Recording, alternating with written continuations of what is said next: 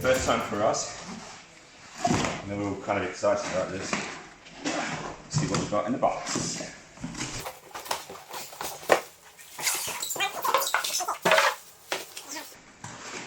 Ooh, new snazzy charger. Uprated obviously, because it's a larger 48 volt system. It's fashionable grey. Like every E-Two, it's ready to go straight out the box.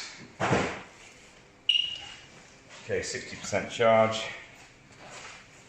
We have lights. There you go. Let's see how fast it goes.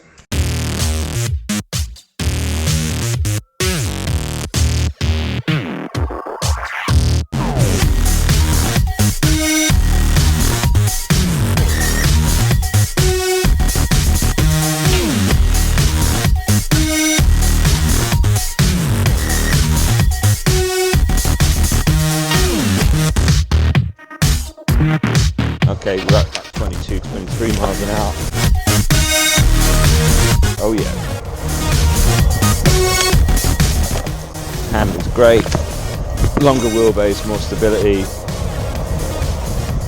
Into a headwind now, still pulling 22. Nice 996.